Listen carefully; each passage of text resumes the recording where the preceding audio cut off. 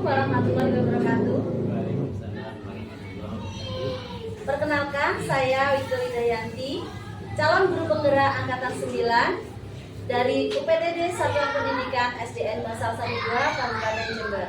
Dalam kesempatan kali ini saya akan mewawancarai seorang kepala sekolah yang beliau ini bertempat dinas di UPTD Satuan Pendidikan SDN Basal Sari 2. Silakan Bapak memperkenalkan diri. Assalamualaikum warahmatullahi wabarakatuh. Saya Warsito Adi, selaku kepala sekolah SDN Basal Sari 2 yang kebetulan siang hari ini ada salah satu guru DKP yang akan melakukan wawancara di masa ini. Monggo Ibu, silakan. Terima kasih Bapak. Bagaimana kabarnya Pak Warsito? Alhamdulillah sehat. Alhamdulillah sehat ya Bapak. Sebelumnya saya mohon maaf Bapak karena mengganggu waktu Bapak ya di sela kesibukan Bapak sebagai kepala sekolah. Begini Bapak, ini ada tugas dari pendidikan guru penggerak agar JKP ini melakukan wawancara kepada kepala sekolah senior guna untuk menggali ilmu atau menggali pengalaman dari Bapak kepala sekolah yang sudah senior ini. Kiranya Bapak, saya ucapkan terima kasih banyak telah bersedia meluangkan waktunya. Jadi begini Bapak, terkait dengan modul yang saya ampu saat ini, yaitu pengambilan keputusan sebagai seorang pemimpin. Di sini saya ingin mewawancarai Bapak dan akan menyampaikan beberapa pertanyaan yang terkait dengan etika atau dilema etika Bapak. Jadi yang pertama adalah selama ini Bapak, selama Bapak menjadi kepala sekolah, tentunya bagaimana Bapak Warsito ini dapat mengidentifikasi kasus-kasus yang merupakan dilema etika atau hujatan moral seperti itu. Terima kasih atas pertanyaannya. Sebelum saya menjawab apa yang ditanyakan publik sebagai tugas dalam DKP, saya selaku kepala sekolah mengucapkan selamat dulu, tetap semangat karena banyak sekali ilmu-ilmu yang didapat dari kegiatan ini. Berkaitan dengan pertanyaan itu, berkaitan yang ditanyakan tadi, perlu diketahui bahwa untuk di suatu lembaga bila terjadi permasalahan yang seperti itu tanyakan, ada dua hal yang perlu untuk diambil garis besar dulu.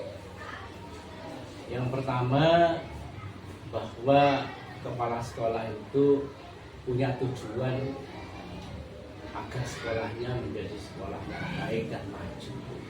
Itu semuanya tidak terlepas dari komitmen bersama antara kepala sekolah, guru, dan semua stakeholder yang ada.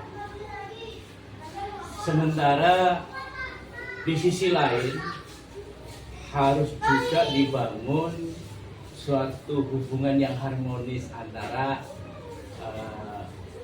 kepala sekolah, sehingga apabila sudah terjadi hubungan yang baik, maka akan tercapailah apa yang dikatakan peningkatan mutu pendidikan.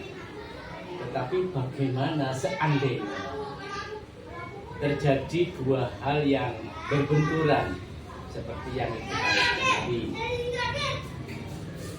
Berbenturan di sini, satu pihak kepala sekolah menginginkan tertib atau disiplin dalam tingkat kesehatan, sementara ada kemungkinan dari pihak guru perlu adanya peningkatan, dengan kata lain kurang disiplin untuk memenuhi target sesuai dengan jadwal yang ada. Sementara apabila kita lakukan secara juga tidak enak, karena dilema satu pihak, kita harus tetap menghormati bagaimana guru-guru yang ada bisa sadar akan tanggung jawabnya, tetapi saya harus bijaksana apa penyebab dan permasalahan seandainya ada yang kurang tepat waktu dalam hal melaksanakan ibadah.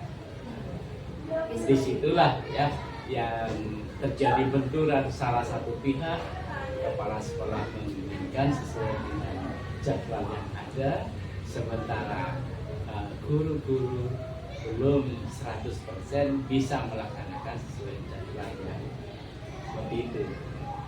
Iya Bapak, jadi di sekolah itu di suatu lembaga khususnya nih Bapak, pasti ada dan hampir selalu ada nih Bapak masalah-masalah dengan etika seperti itu nih Bapak. Iya. Jadi selama ini bagaimana Pak Wasito ini menjalankan pengambilan keputusan di sekolah Bapak ini, terutama untuk kasus-kasus di mana ada dua kepentingan yang sama-sama benar dan sama-sama mengandung nilai kebajikan. Terima kasih Bu ya. Sesuai dengan yang saya katakan tadi, sementara sekolahan sangat menginginkan adanya kedisiplinan, ketertiban dari seluruh baik kepala sekolah maupun guru sendiri. Sementara seperti kepala sekolah juga tidak ingin terjadi hubungan yang kaku antara kepala sekolah dan guru akibat dari permasalahan yang tadi. Maka salah satu solusi untuk menghadapi ini semua, maka saya jelas akan mengidentifikasi dulu apa titik permasalahannya dari hal yang terjadi seperti tadi. Terus yang kedua, setelah itu langkahnya kita bahas bersama, duduk bersama, berbicara bersama, agar apa yang menjadi kemauan dan apa yang menjadi tugas dari pemerintah melalui SDN Tangsel Sari 2 akan dapat dipahami secara bersama-sama, timbul satu kesadaran bersama, sehingga semakin hari akan semakin bagus dengan jalan duduk bersama, musyawarah bersama, kemudian kita membentuk komitmen bersama. Betul itu Pak. Jadi langkah-langkahnya tadi untuk pengambilan keputusan atau prosedurnya seperti mengidentifikasi terlebih dahulu, Ya, betul. lalu membicarakan dengan bermusyawarah ya Bapak, sama kita ambil komitmen, lalu berkomitmen. Iya, terima kasih Pak. Nah, untuk pengambilan keputusan yang setelah jenengan jabarkan langkah-langkahnya tadi, hal-hal apa saja yang selama ini Bapak anggap efektif dalam pengambilan keputusan pada kasus-kasus dilema etika seperti ini? Yang paling efektif dalam pengambilan keputusan dalam hal ini, yang paling efektif apabila kita bisa duduk bersama, berbicara bersama, kemudian secara tidak langsung mendorong tingkat kesadaran akan tupoksinya masing-masing. Dengan demikian nanti akan menghasilkan hasil yang baik sesuai dengan tujuan tanpa ada yang merasa tertekan. Iya Bapak. Jadi hal yang paling efektif menurut jenengan adalah bisa dikatakan menggunakan cara kekeluargaan. Ya, Bapak. betul. Bersama, duduk bersama kekeluargaan. Kita bicara karena satu, siswa juga perlu pelayanan penuh. Sementara tugas dari guru juga banyak, sehingga si guru bisa membagi waktu dengan baik, kemudian siswa dapat terlayani dengan baik. Atau pelayanan siswa hanya sampai jam 12.50. Kemudian waktu dari guru itu sampai jam 2. Waktu itulah yang bisa dipergunakan untuk perbaikan administrasi dan lain sebagainya, sehingga tidak mengurangi jam pelayanan pada siswa. Sebab begini permasalahannya, apabila kita tidak sesuai dengan jadwal yang telah kita sepakati, misalnya jam istirahat jam 9, jam 9.30 masuk. Apabila guru tidak segera masuk ke kelas, misalnya ada waktu jeda 10 sampai 15 menit guru baru masuk, maka waktu itulah yang dipakai oleh siswa. Terkadang terjadi keributan atau paling tidak ramai. Kemudian membiasakan anak tidak tepat waktu, tidak disiplin betul. Karena apa? Baik Bapak.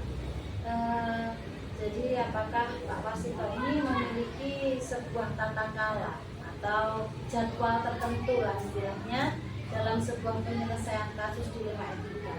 Apakah Pak Wasito ini langsung menyelesaikan di tempat atau memiliki sebuah jadwal untuk menyelesaikannya, dan bentuk atau prosedur seperti apa yang dijalankan Pak Wasito? Terima kasih Bu. Berkaitan dengan penyelesaian setiap permasalahan di SC kita itu kan ada evaluasi setiap mingguan. Jadi kasus yang terjadi misalnya dalam satu minggu ini kita rekap, kemudian kita musyawarahkan di setiap minggu. Kemudian juga nanti di akhir bulan, jadi tetap harus berkala, tidak bisa permasalahan itu diselesaikan dalam waktu hari itu juga, karena harus diteliti dulu dan tidak salah dalam mengambil keputusan.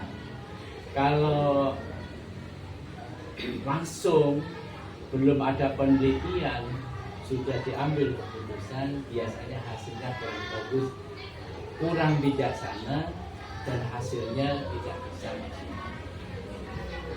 Jadi untuk menyelesaikan atau mengambil sebuah keputusan ini Pak Wasito mempunyai jadwal, Ya, terjadwal dan Oke. membutuhkan waktu ya Pak. Oke. Jadi adakah seseorang atau faktor-faktor lain yang selama ini mempermudah atau membantu Pak Wasito dalam mengambil keputusan dalam kasus-kasus dilema etika? Dalam kasus dilema etika, kami di Bangsal Paripura itu satu, ada guru senior. Guru senior inilah yang membantu dalam menyelesaikan setiap kasus yang ada, karena semakin banyak keluarga, semakin banyak guru senior memberikan masukan, maka hasil keputusan semakin adil, semakin tercapai, sehingga tidak ada yang merasa dirugikan dalam hal ini. Sehingga timbul juga kesadaran dan hasil untuk mencapai tujuan peningkatan mutu pendidikan khususnya di Bangsal Paripura akan dapat terwujud. Jadi ada ya Pak faktor atau seseorang yaitu guru senior tadi Ya, harus Pak, ada yang akan membantu memberikan masukan. Dari semua hal yang telah disampaikan Pak Wasito tadi, pembelajaran apa yang dapat Pak Wasito petik dari pengalaman Pak Wasito ini dalam mengambil keputusan dengan baik? Iya, pelajaran yang dapat kita petik dalam apa yang telah dilakukan seperti yang saya katakan kemarin, bahwa suatu permasalahan itu harus dimusyawarahkan, duduk bersama, dibicarakan bersama, sehingga nanti kita akan memperoleh kesadaran akan tanggung jawab kita, tidak terjadi benturan.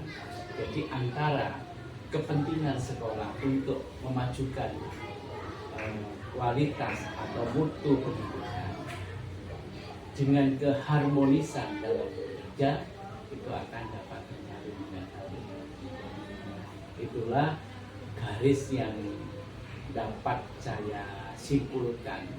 Jadi semuanya apabila kita musyawarahkan dengan baik, maka akan berhasil dengan baik. Iya, Bapak. Jadi di sini saya dapat menyimpulkan ya, Pak, dalam menghadapi sebuah kasus pidana etika, seorang kepala sekolah itu tidak harus kaku ya, Bapak. Dan jangan Harus luas Betul. dan mengutamakan musyawarah dan rasa kekeluargaan. Harmonis nanti jadinya, Bapak. Ya, insya Allah saya bisa mengambil pengalaman Bapak ini dan insya Allah nanti akan menjadi pelajaran baru bagi saya. Amin. Oke, Pak Warsito, terima kasih banyak. Saya ucapkan sekali lagi untuk waktunya, sudah meluangkan waktu yang sedemikian padatnya ini dari pekerjaan dengan G untuk melengkapi tugas saya. Terima kasih, Pak. Saya ucapkan Assalamualaikum warahmatullahi wabarakatuh. Waalaikumsalam warahmatullahi wabarakatuh.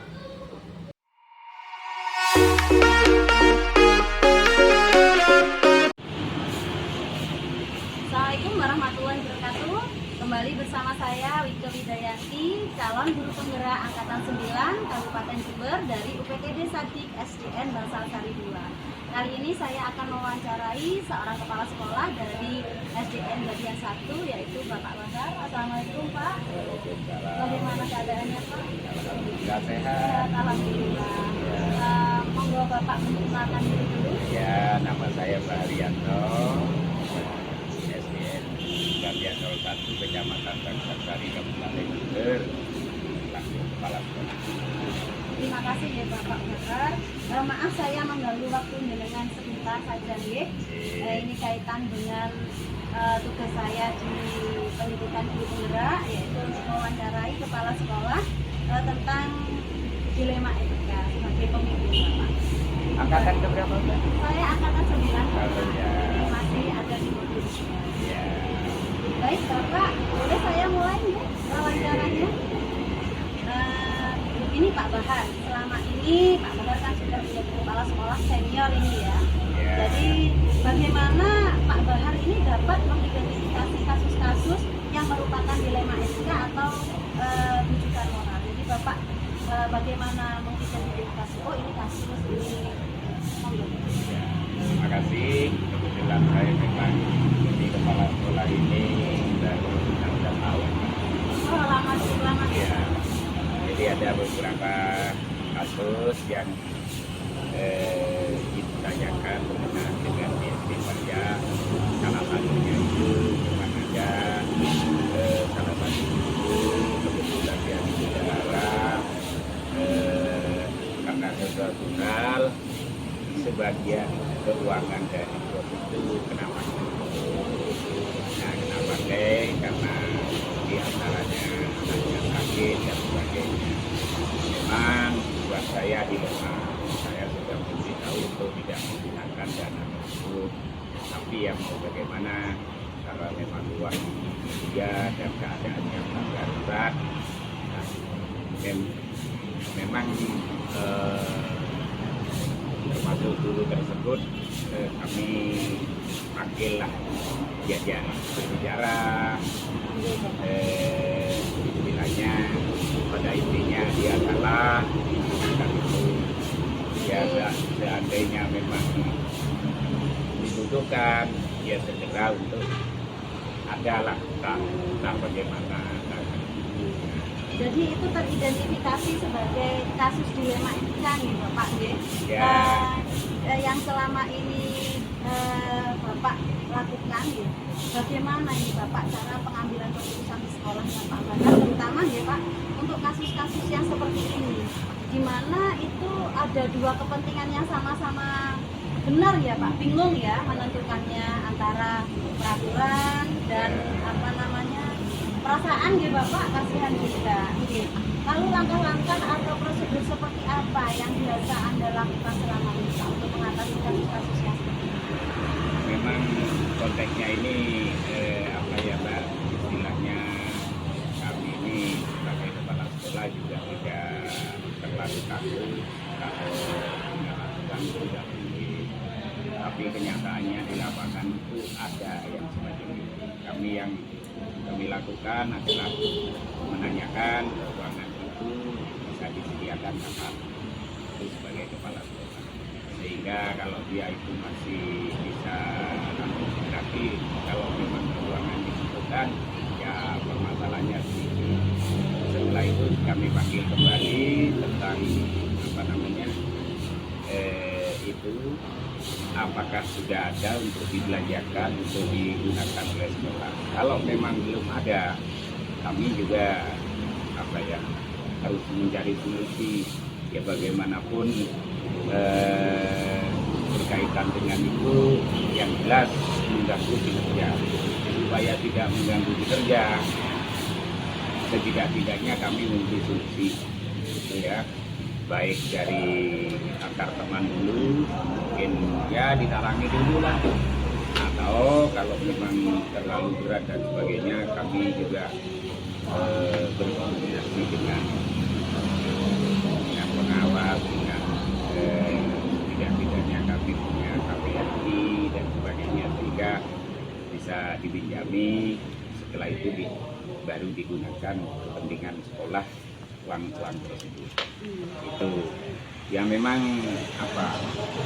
apalagi kami kebetulan di desa yang jauh dari kecamatan, sehingga hal-hal semacam itu bisa terjadi, kebetulan terjadi di SD kami. Berarti langkah-langkah yang diambil lebih ke langkah-langkah yang lebih luas nih Bapak ya, kekeluargaan nih. Jadi dalam hal ini hal-hal apa saja yang selama ini Pak Bahar anggap efektif untuk pengambilan keputusan pada kasus-kasus ini? Kadang-kala kami ada dua opsi. Kalau memang secara kita melibatkan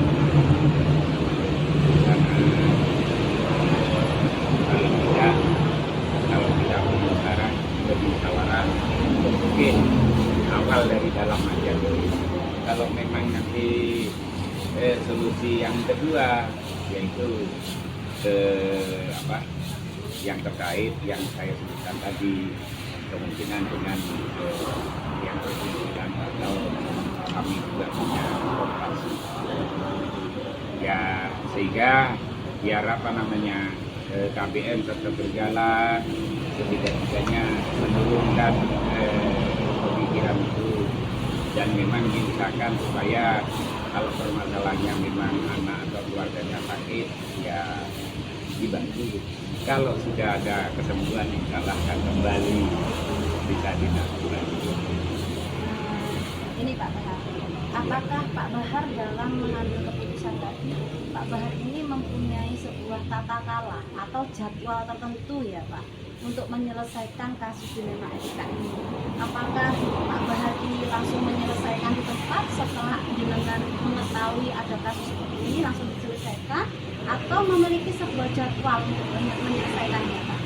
Nah, mungkin Pak Bahar punya pendapat yang berbeda. Kami kalau konteksnya dalam ini setidak-tidaknya kondisional ya. Kadang permasalahan itu kan terjadi di awal atau di tengah atau di akhir tahun misalnya ya. Nah, konteksnya tadi berat ringannya dari permasalahan itu kami ya tidak menjadwal seperti itu, kecuali permasalahan yang memang tiap bulan ada. Nah ya konteksnya ya kalau memang bisa diselesaikan secara kekeluargaan di lembaga, saya kira tidak keluar lah. Akan tetapi kalau memang ini menyangkut istilahnya sampai parah ya kami melibatkan istilahnya, kami kan punya atasan, punya istilahnya partner dalam bekerja, sehingga permasalahan itu bisa terselesaikan dan bisa permasalahan itu selesai sehingga tidak mengganggu kinerja dulu dan Jadi lebih ke kondisional gitu Pak. Terkait dengan kasus tersebut Pak, adakah seseorang atau faktor-faktor apa yang selama ini mempermudah Pak Bahar atau membantu Pak Bahar dalam pengambilan keputusan dalam kasus-kasus pidana? Mungkin ada yang membantu. Ya alhamdulillah, kalau memang kan ini kan kita juga di gugus saya juga kalau memang itu untuk penyelesaian bersama teman-teman segugus, mungkin teman kepala sekolah atau bagaimana, sehingga kita komunikasikan dulu biar setidak-tidaknya di antaranya pasti ada pendapat yang Sharing nih Bapak. sharing.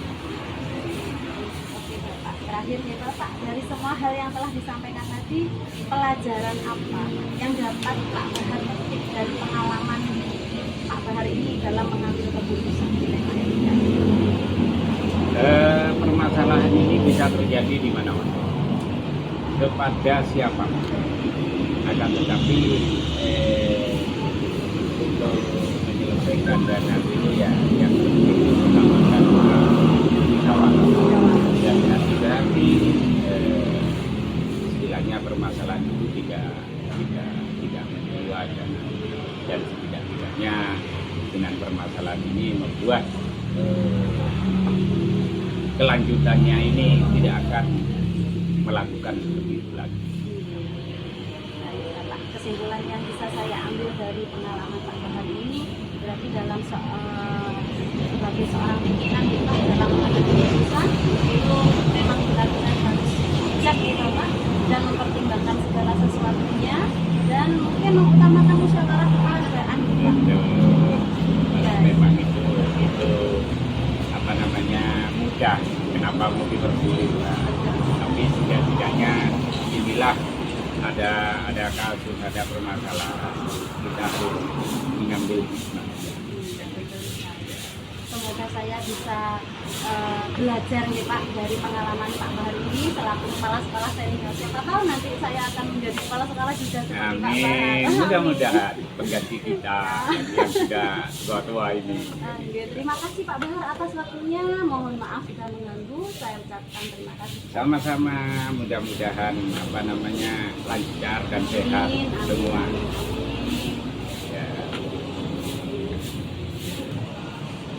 Baiklah, demikian tadi perbincangan saya bersama Bapak Kepala Sekolah Bagian 1 yaitu Bapak Haryanto yang telah sudi berbagi pengalaman dengan saya guna untuk memenuhi tugas saya pada pendidikan tinggi. Demikian saya ucapkan wassalamualaikum warahmatullahi wabarakatuh. Waalaikumsalam warahmatullahi wabarakatuh.